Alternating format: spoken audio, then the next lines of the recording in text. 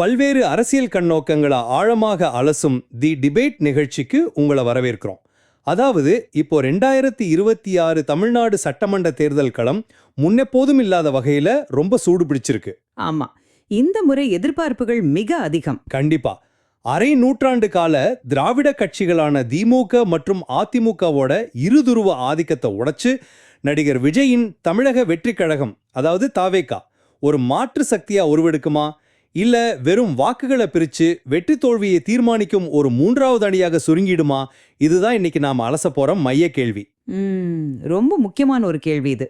பிப்ரவரி 13, 2026 அன்று சேலத்தில் நடந்த தவேகா பொதுக்கூட்டம், அவங்களோட கொள்கை அறிவிப்புகள், சமீபத்திய அரசியல் கூட்டணி காயநகர்த்தல்கள் மற்றும் கோயம்புத்தூர்ல சமர்ப்பிக்கப்பட்ட சூர்யா பி என்பவரின் 2026 தமிழ்நாடு சட்டமன்ற தேர்தல் ஒரு தரவு சார்ந்த பகுப்பாய்வு அறிக்கை ஆகிய ஆதாரங்களின் அடிப்படையில் தான் இந்த விவாதம் அமைய போகுது. தாவேகா ஒரு வலுவான கட்டமைப்புடன் தமிழ்நாட்டின் ஆளும் சக்தியா உருவெடுக்கும் திறனை கொண்டுள்ளது அப்படிங்கிறது என்னோட நிலைப்பாடு. ஆனா நான் இதை முற்றிலும் வேறு ஒரு கோணத்துல அணுகிறேன். தரவுகள் மற்றும் நிர்வாக யதார்த்தங்களின் படி பாத்தீங்கன்னா தவேகா பெருமளவு தாக்கத்தை ஏற்படுத்துமே தவிர ஆட்சியை பிடிக்கும் வல்லமை அவங்களுக்கு இல்ல அப்படிங்கறதா என்னோட நிலைப்பாடு. சரி, நாம விவாதத்துக்குள்ள நேரடியா போலாம். முதல்ல தவேகாவை ஏதோ நேத்து முளைத்த ஒரு சாதாரண ரசிகர் மன்றம் சார்ந்த கட்சின்னு நம்ம சுருக்கி பார்க்க கூடாது. இது 2009 விஜய் மக்கள் இயக்கமாக செயல்பட்டு பல சமூக பணிகளில் ஈடுபட்டு குறிப்பா 2021 உள்ளாட்சி தேர்தல்ல 115 இடங்களில் சுயேட்சையாக வென்று தனது அடிமட்ட பலத்தை நிரூபித்த ஒரு இயக்கம். உண்மைதான். இன்னைக்கு பாத்தீங்கன்னா 15 மில்லியனுக்கும் அதிகமான உறுப்பினர்கள், 70,000 பூத் ஏஜென்ட்டுகள்னு ஒரு மாபெரும் கட்டமைத்தா அது உருவெடுத்திருக்கு. சித்தாந்த ரீதியா மதச்சார்பற்ற சமூக நீதி என்ற கொள்கையின் கீழ் பெரியார், அம்பேத்கர், காமராஜர், வேலுநாச்சியார், அஞ்சலையம்மாள் ஆகியோரை வழிகாட்டிகளா அவங்க ஏத்துக்கிட்டாங்க.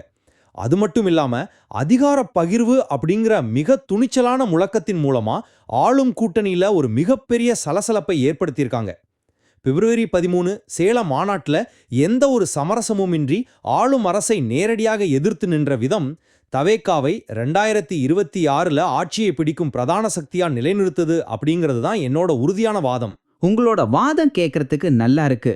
கட்சியின் கட்டமைப்பும் கோஷங்களும் மாநாட்டு மேடைகளும் மேலோட்டமா பார்ப்பதற்கு ரொம்பவே ஈர்க்கக்கூடியதா இருக்கலாம்.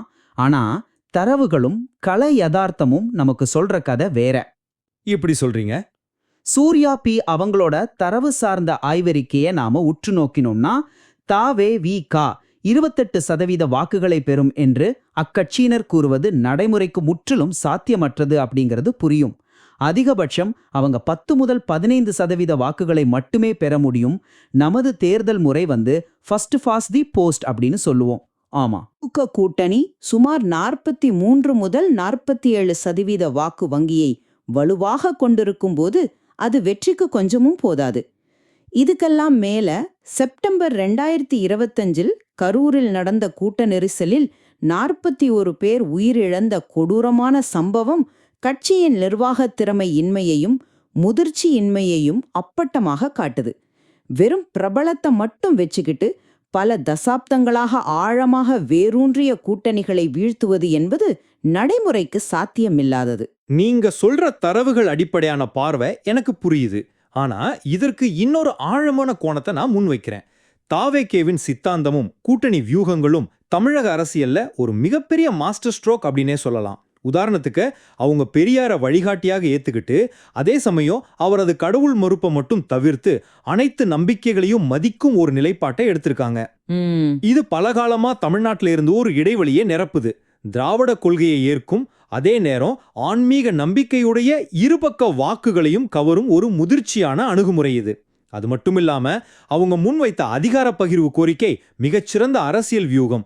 இது பல ஆண்டுகளா திமுக கூட்டணியில் இருக்கும் காங்கிரஸ் மற்றும் விசிக போன்ற கட்சிகளின் நீண்டகால கோரிக்கைக்கு வலுவூட்டி இருக்கு. இது ஆளும் கூட்டணியில் ஒரு உளவியல் ரீதியான பிளவை ஏற்படுத்தியிருக்குன்னு தான் நான் பாக்குறேன். இல்ல, மன்னிக்கணும், உங்களின் இந்த வாதத்தை என்னால் ஏற்றுக்கொள்ள முடியல. நீங்க சொல்ற அந்த அதிகார பகிர்வு வியூகம் பேசு பொருளாக்கியதே தவிர அது எந்த கூட்டணியையும் இதுவரை உடைக்கல. அதிகார பகிர்வு என்பது தமிழ்நாட்டின் அரசியல் கலாச்சாரத்திலே இல்லை என திட்டவட்டமாக திமுக தலைவர் மறுத்துவிட்டார். அது அவங்களோட வெளிப்படையான நிலைப்பாடு. ஆனா ஒரு நிமிஷம், நான் முடிச்சிடுறேன். மறுபுறம் இந்த சலசலப்பு பயன்படுத்தி அதிமுக பொதுச் செயலாளர் இபிஎஸ் தாவேகாவுடன் கூட்டணி ஏற்பட வாய்ப்புள்ளதாக கூறுகிறார். இன்னொரு பக்கம் நாம் தமிழர் கட்சி தனியா போட்டியிடுது. இத்தகைய குழப்பமான சூழல்ல தாவேகா தங்களை ஒரு மாற்று அரசியல் சக்தி என்று சொல்லிக் கொள்வதன் தனித்தன்மை நீர்த்து போகுது. திமுக கூட்டணியில விரிசலை ஏற்படுத்துவார்கள் என்று நீங்க எதிர்பார்த்தா அது நடக்கல. மாறாக ஆளுங்கட்சிக்கு எதிரான எதிர்க்கட்சி வாக்குகளை தான் அவங்க பிரிக்க போறாங்க. ஆனா அந்த 43% வாக்கு வங்கி அப்படியே நிலையா இருக்கும்னு நம்ம எப்படி உறுதியா சொல்ல முடியும்? வாக்குகளை பிரிப்பது மட்டுமே அவங்களோட நோக்கம் அல்ல. பிப்ரவரி 13 சேலத்துல பேசிய விஜய் ஆளும் அரசை கடுமையாக சாடியதோடு மட்டுமல்லாம மக்களின் அடிப்படை பிரச்சனைகளை கையில் எடுத்திருக்கார். விவசாயிகளின் போராட்டம், வேலைவாய்ப்பின்மை, விலைவாசி உயர்வுன்னு முக்கியமான விஷயங்களை அவர் பேசியிருக்காரு. நீட் தேர்வு ஒழிப்பு, கல்வியை மாநில பட்டியலுக்கு மாற்றுவது உள்ளிட்ட தெளிவான 26 தீர்மானங்களை அவங்க நிறைவேற்றியிருக்காங்க. தீர்மானங்கள் போடுவது எளிது இல்ல, அரசாங்கத்தின் எஸ்ஓபி, அதாவது ஸ்டாண்டர்ட் ஆபரேட்டிங் ப்ரொசீஜரை special operating procedure meant only for Stalin என்று அவர் விமர்சித்தது மக்கள் மத்தியில், குறிப்பாக இளைஞர்கள் மத்தியில் பெரும் வரவேற்பை பெற்றிருக்கு. இது வெறும் பிரபலத்தின் கவர்ச்சி அல்ல, இது மக்களுக்கான உண்மையான அரசியல் நிலைப்பாடு. கொள்கை ரீதியாக ஒரு வலுவான மாற்று அரசியல் அவர் முன்வைக்கிறாரு. இது ஒரு வலுவான வாதம்தான். ஆனா இது நீங்க கவனித்தீர்களா? அடிப்படை பிரச்சனைகளை பேசுவது மேடைகள்ல ரொம்ப எளிது. ஆனா ஒரு அரசை நிர்வகிக்கும் திறன் உள்ளதா என்பதை மக்கள் செயல்பாடுகள்ல தான் பார்ப்பாங்க. அரசாங்கத்தோட எஸ்ஓபி அவர் விமர்சித்தது கைத்தட்டல்களை வாங்கியிருக்கலாம். ஆனா செப்டம்பர் 27, 2025 அன்று கரூரில் நடந்த நிகழ்வை நாம மறந்துவிட முடியாது.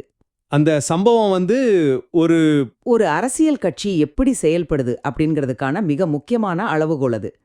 10,000 பேருக்கு மட்டுமே அனுமதி பெறப்பட்ட இடத்தில் 27,000 பேரை சேர்த்தது மட்டும் இல்லாமல் அரசியல் பலத்தை காட்ட வேண்டும் என்ற நோக்கத்திற்காக தலைவரின் வருகையை 7 மணி நேரம் தாமதப்படுத்தியதே அந்த மாபெரும் சோகத்திற்கு காரணம்னு காவல்துறை அறிக்கை ரொம்ப தெளிவாக கூறுது. குறுகலான இடத்தில் ஏற்பட்ட நெரிசலில் ஒரு 2 வயது குழந்தை உட்பட 41 அப்பாவிகளின் மரணத்திற்கு காரணமானது இந்த நிர்வாக சீர்கேடு. அந்த சம்பவம் மிகவும் துயரமானது. அதில் எந்த மாற்று கருத்தும் இல்லை. நான் இன்னும் முடிச்சுக்கல. மீட்பு பணிகளுக்கு வந்த ஆம்புலன்ஸ்களை கூட தொண்டர்கள் மறித்ததாக செய்திகள் வந்தன. அடிப்படை எஸ்ஓபியை கூட ஒரு பொதுக்கூட்டத்தில் பின்பற்ற முடியாத கட்சி அரசாங்கத்தின் எஸ்ஓபியை விமர்சிப்பது முரண்பாடாக இல்லையா? இன்று இது சிபிஐ விசாரணை வரை சென்றுள்ளது. ஒரு பொதுக்கூட்டத்தையே திட்டமிட்டு நிர்வகிக்க முடியாதவர்கள் ஒரு மாநிலத்தை, அதன் காவல்துறையை, அதன் பேரிடர் மேலாண்மையை எப்படி நிர்வகிப்பார்கள் என்ற ஆழமான கேள்வி சாமானிய மக்கள் மத்தியில் எழுந்துள்ளது. இது வெறும் சறுக்கல் அல்ல, இது நிர்வாகத் திறமையின் வெளிப்பாடு. உங்களின் அந்த வாதம் எனக்கு முழுமையான ஏற்புடையதாக இல்லை. ஏனென்றால் எந்த ஒரு புதிய அரசியல் இயக்கமும் தொடக்க காலத்தில் சில கசப்பான, துயரமான பாடங்களை கற்றுக்கொண்டுதான் முதிர்ச்சி அடைகிறது. கரூர் சம்பவம் ஒரு துயரம்தான். ஆனா அதன் பிறகு கட்சி அதிலிருந்து பாடம் கற்றுக்கொண்டுள்ளது என்பதை நம்ம கவனிக்கணும். பாதிக்கப்பட்ட குடும்பங்களை நேரில் சந்தித்து நிதியுதவி அளித்தது மட்டுமின்றி கட்சியின் உயர்மட்ட குழுவில் பல்வேறு சீர்திருத்தங்களையும் அவங்க கொண்டு வந்திருக்காங்க. ஒரு சம்பவத்தை வைத்து ஒட்டுமொத்த ஆளுமை திறனையும் மாநிலத்தை ஆளும் தகுதியையும் மதிப்பிடுவது சரியா இருக்காது. ஆனா மற்ற கட்சிகளின் தொடக்ககால சவால்களுக்கும் 41 உயிர்கள் பலியான ஒரு நிர்வாக தோல்விக்கும் மிகப்பெரிய வித்தியாசம் இருக்கு. சரி, நாம தேர்தல் கணிதத்திற்கு வருவோம். தரவுகள் என்ன சொல்லுதுன்னு பாப்போம். தேர்தல் கணிதத்தை பொறுத்தவரை முதல்ல பிரசாந்த் கிஷோர் சமீபத்தில் மாமல்லபுரத்தில் நடந்த கட்சியின் 1ஆம் ஆண்டு விழாவில் கூறியதை நினைவுகூர விரும்புகிறேன். 1967 அண்ணாவும் 77 எம்ஜிஆரும் எப்படி ஒரு புதிய அரசியல் அலையை உருமாக்கி ஆட்சியை பிடித்தார்களோ அதை விஜய் 2026 செய்வார் என்று அவர் கணித்துள்ளார். அவர் ஒரு புகழ்பெற்ற அரசியல் வியூகவியலாளர். அது மட்டும் இல்லாம எந்த கட்சி காசு கொடுத்தாலும் வாங்கிக் கொள்ளுங்கள், ஏனென்றால் அது உங்கள் பணம், ஆனால் ஓட்டை விசில் சின்னத்திற்கு போடுங்கள் என விஜய் கூறியது தற்போதைய தேர்தல் யதார்த்தத்தை புரிந்து கொண்ட ஒரு தலைவனின் முழக்கம். இது ஆளுங்கட்சிக்கு எதிரான மனநிலையில் இருக்கும் வாக்காளர்களை நேரடியாக சென்றடையும். அந்த வரலாற்று ஒப்பீடு கேட்பதற்கு நன்றாக இருக்கலாம், ஆனா தரவுகள் அதை ஆதரிக்கல. எம்ஜிஆர் 1977 ஆட்சியை பிடித்தார் என்பது உண்மைதான். ஆனா அவர் பல தசாப்தங்களாக திமுகவின் கட்டமைப்பில் ஒரு முக்கிய பகுதியாக இருந்தவர். அவருக்கென்று ஒரு தனி வாக்கு வங்கியும் நிர்வாக கட்டமைப்பும் ஏற்கனவே கிராமப்புறங்கள் வரை ஆழமாக வேரூன்றி இருந்தது. வரலாற்றை எம்ஜிஆரோடு ஒப்பிடுவதை விட தேமுதிக மற்றும் மக்கள் நீதி மையம் ஆகியோரின் அரசியல் வருகையோடு ஒப்பிடுவதே தரவுகளின்படி சரியானது. 2006 பல ஆண்டுகள் உழைத்து விஜயகாந்த் பெற்றதே சுமார் 8% வாக்குகள்தான். சூர்யா பி ஆய்வறிக்கையின்படி தவர்கா மற்றும் நாம் தமிழர் கட்சி ஆகிய இரண்டுமே ஒரே மாதிரியான இளைஞர்கள் மற்றும் மாற்று அரசியலை விரும்பும் வாக்குகளையே குறிவைக்கின்றன. இது வாக்கு வங்கியை பிளக்குமே தவிர ஒட்டுமொத்த பெரும்பான்மையை தராது. தரவுகள் மாறக்கூடியவைதான்.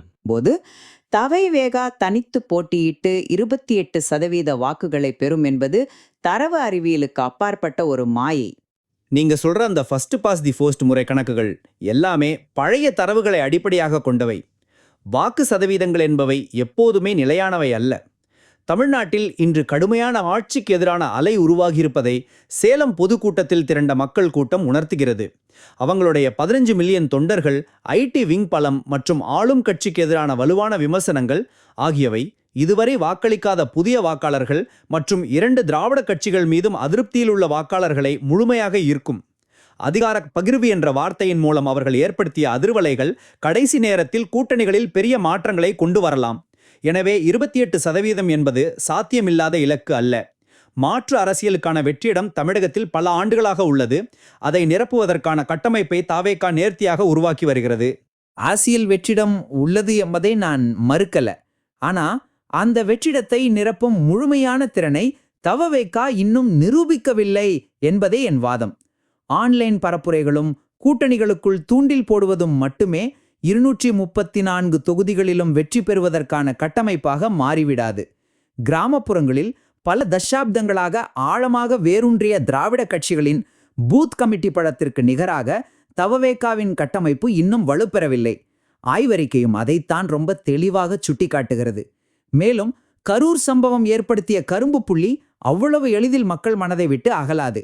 எனவே தவவேகா இந்த தேர்தலில் ஒரு வலிமையான எதிர்க்கட்சியாகவோ அல்லது வாக்குகளை பிரித்து முடிவுகளை தீர்மானிக்கும் சக்தியாகவோ அமையுமே தவிர நேரடியாக ஆட்சியை பிடிக்கும் சாத்தியக்கூறுகள் மிக குறைவு. நம்முடைய வாதங்களின் இறுதி பகுதிக்கு நாம வந்துவிட்டோம். இருதரப்பு நியாயங்களையும் அலசிய பிறகு எனது நிலைப்பாட்டை சுருக்கமாக கூற விரும்புகிறேன். தமிழக வெற்றிக் கழகம் முன்னிறுத்தும் மதச்சார்பற்ற சமூக நீதி கொள்கை எந்த ஒரு வலதுசாரி சார்பும் இன்றி, அதே சமயம் திராவிட கட்சிகளின் மரபான குறைகளை தவிர்த்து ஒரு புதிய பாதையை உருவாக்கியுள்ளது. 15 மில்லியன் தொண்டர்கள், சமூக வலைத்தளங்களில் உள்ள அபாரமான பலம் மற்றும் ஆளும் கட்சிக்கு எதிராக துணிச்சலாக எழுப்பப்படும் விமர்சனங்கள் ஆகியவை தமிழ்நாட்டின் அரசியல் கட்டமைப்புக்குள் ஒரு மிகப்பெரிய மாற்றத்தை உருவாக்கும் ஆற்றல் கொண்டவை. இது 1967 மற்றும் 1977 போல தமிழ்நாட்டில் ஒரு புதிய ஆட்சியையும் அரசியல் வியூகத்தையும் உருவாக்கும் பிரதான சக்தி என்பது என் உறுதியான நம்பிக்கை. என்னோட இறுதிச் சுருக்கம் இதுதான். ஒரு புதிய கட்சிக்கு இருக்கும் வரவேற்பையும் மக்கள் கூட்டத்தையும் வைத்து மட்டுமே ஒரு மாநிலத்தின் தேர்தல் வெற்றியை நாம தீர்மானித்துவிட முடியாது. பிரபலத்தை மட்டும் வைத்துக்கொண்டு ஆழமாக வேரூன்றிய திராவிட கட்சிகளை வீழ்த்துவது என்பது யதார்த்தத்தில் மிகவும் கடினமான ஒன்று. தரவுகளின்படியும் கள யதார்த்தங்களின்படியும் தாவிகாக அதிகபட்சம் 10 முதல் 15% வாக்குகளையே பெற முடியும். கரூர் சம்பவம் போன்ற நிர்வாகச் சறுக்கல்கள் அவர்களின் ஆட்சி செய்யும் திறனின் மீது மிகப்பெரிய சந்தேகத்தை எழுப்பியுள்ளன. கூட்டணிகளை உடைக்க அவர்கள் எடுத்த முயற்சிகளும் பெரிய அளவில் கை கொடுக்கவில்லை. எனவே தாவிகாக இந்த தேர்தலில் வாக்குகளை பிரித்து ஆழமான தாக்கத்தை ஏற்படுத்துமே தவிர ஆட்சியை பிடிக்கும் வல்லமை இன்னும் அவர்களுக்கு கைகூடவில்லை என்பதே நிதர்சனம். இந்த விவாதத்தின் மூலம் தமிழக வெற்றிக் கழகத்தின் கொள்கை பலம், மக்கள் ஆதரவு, புதிய அரசியல் வியூகங்கள் ஒரு புறமும், தரவுகள் காட்டும் கள யதார்த்தம், நிர்வாக ரீதியான கேள்விகள் என இருவேறு ஆழமான கோணங்களை நாம மிக விரிவாக அலசியுள்ளோம். இந்த ஆதாரங்களில் இன்னும் ஆராயப்பட வேண்டிய பல நுட்பமான அரசியல் தகவல்கள் மறைந்துள்ளன. தேர்தலுக்கு இன்னும் சில மாதங்களே உள்ள நிலையில் கூட்டணிகள் எப்படி மாறப்போகின்றன என்பது வருங்காலங்களில்தான் முழுமையாக தெரிய வரும். 2026 தேர்தல் களம் எப்படி மாறப்போகிறது என்பதையும் தாவேகாவின் உண்மையான தாக்கம் என்ன என்பதையும் தீர்மானிக்கும் பொறுப்பை நேயங்களாகிய உங்களின் சிந்தனைக்கே விட்டுவிடுகிறோம். தொடர்ந்து சிந்திப்போம்.